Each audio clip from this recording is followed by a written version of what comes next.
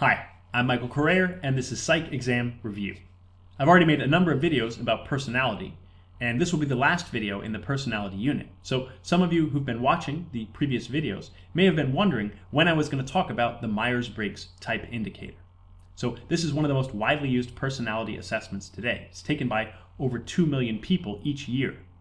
Although it's worth noting that it's not so widely used among personality researchers or people who use personality assessments for clinical purposes. But it's mostly used for career and leadership purposes. So why have I put off talking about this very popular personality assessment? Well, part of the reason is that there's a number of criticisms of the Myers-Briggs that we're going to look at in this video. And hopefully, if you've watched the earlier videos on personality, you'll have a better understanding of these criticisms and why they matter. Okay, so what is the Myers-Briggs Type Indicator, or MBTI? So this is a personality assessment, and it was created by Isabel Briggs Myers and her mother, Katharine Cook Briggs. And here's a picture of them here. And they were inspired by some of the work of Carl Jung on personality types to create an assessment to try to identify these types in people, although the types are modified a bit from Jung's work. Okay, so what is the assessment that they created? Well, the Myers-Briggs Type Indicator is a self-report. So people are reporting on their own personality.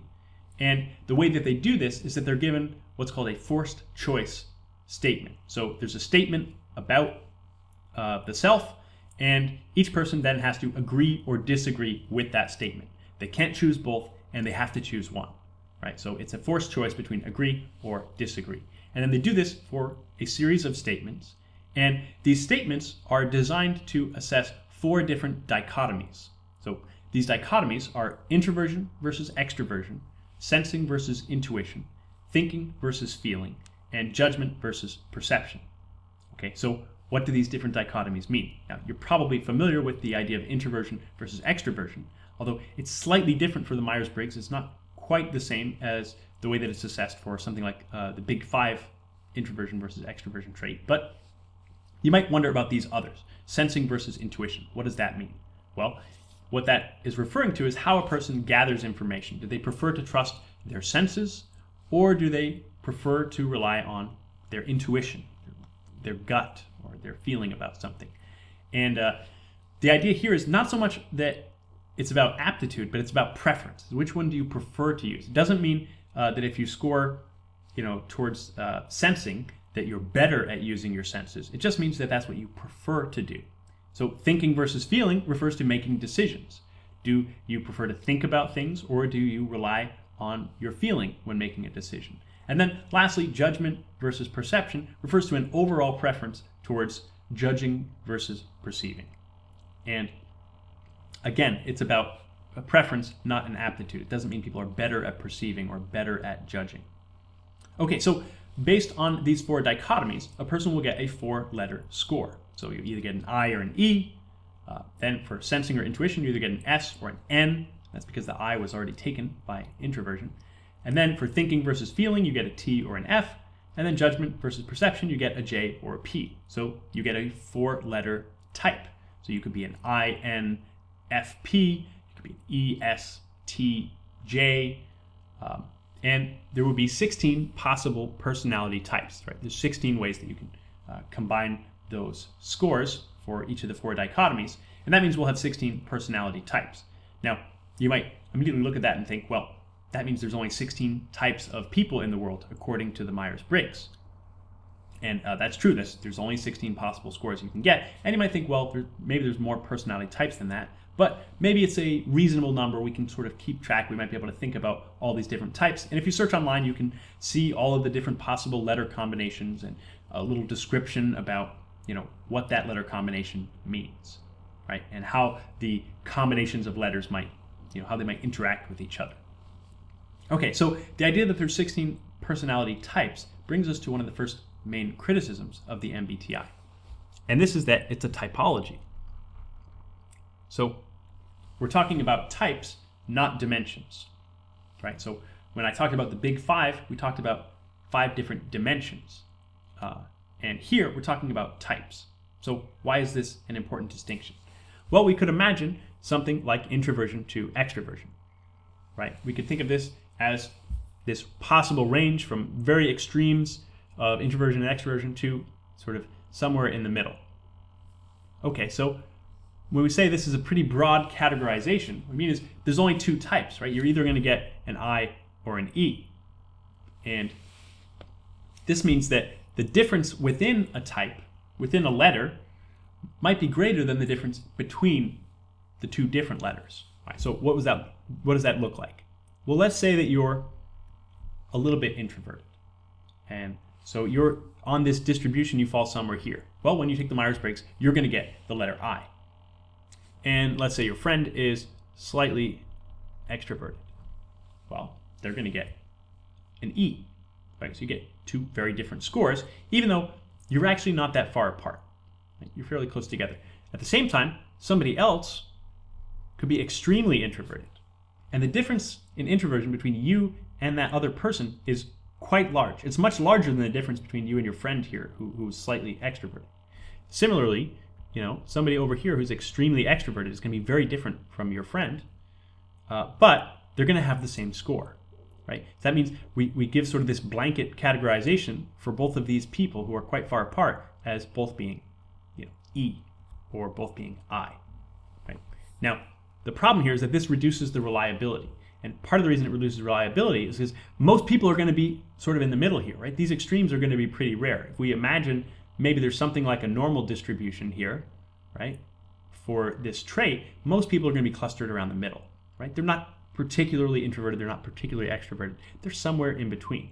And this means if people retake the test, they often get a new letter score, right? Because they're real close to the border here, and maybe they, give a slightly different answer for a few of the statements, and that might cause them to get a totally new letter, even though their personality hasn't really changed dramatically. And so this reduces the reliability, right? This test-retest reliability is reduced. And this means that some studies have estimated as many as 50% of people get a new designation if they retake the Myers-Briggs assessment. And this means that the letters start losing their meaning, right? If you say, well, I'm an INTJ or something, and then, you think that fits your personality, and then you take it again and you get totally different letters, then you might wonder what the point of having those letters really is. Now, a related idea here is that we're painting people with broad brushstrokes, and they're self-selected brushstrokes. By that I mean it's a broad categorization, and people are choosing it. They're filling out the form. They're the one sort of deciding. They can make themselves appear slightly more or less introverted, or having a preference towards intuition or sensing, right? People are self-selecting these broad brushstrokes and then filling in the personal details. So when you give people their 4-letter score, they might say, wow, this really does seem like me, partly because they selected it themselves, but then they start thinking of specific examples that seem to fit. And this brings us to something else I talked about in a previous video, which is the Forer effect, also known as the Barnum Effect. And this is the idea that if you give people generic, general feedback, they find personal relevance in it. So if you tell somebody something like, you feel like you're not living up to your potential. Well, the truth is everybody feels like they're not quite living up to their potential. And what happens is the person will find personal examples. Oh yeah, in this particular case, I felt that way. Or if you tell people, sometimes you feel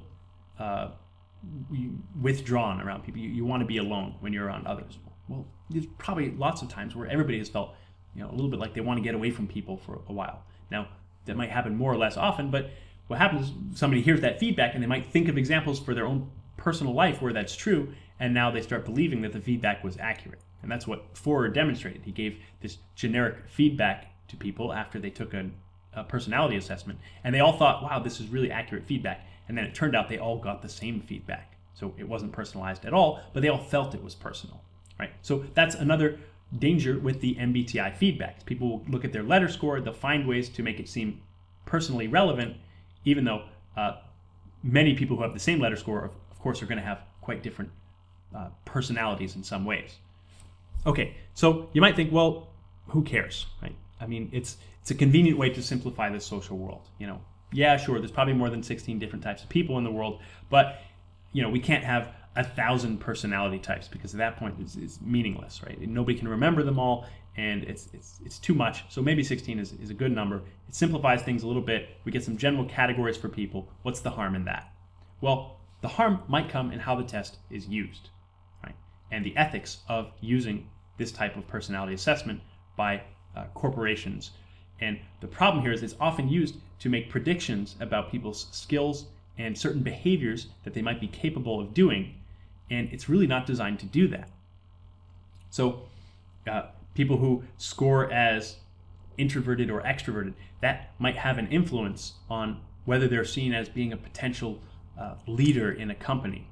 You might say, well, this person scores an I and they're introverted, and maybe that means they can't do certain things that are going to involve social interaction, when in fact that might not be the case. And of course the person will be maybe very close to the border between introversion and extroversion, and of course you don't know that just from the letter score. So we have to keep in mind that when we think about personality assessment, we should remember that we're assessing personalities. We're not assessing people, right?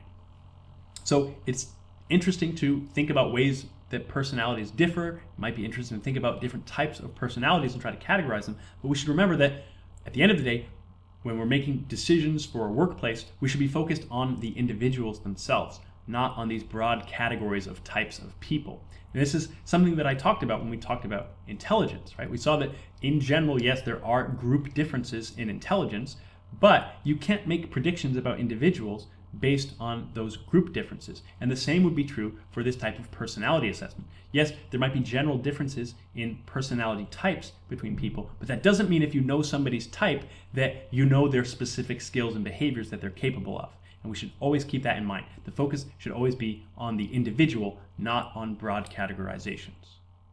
All right, I hope you found this helpful. If so, please like the video and subscribe to the channel for more. Thanks for watching.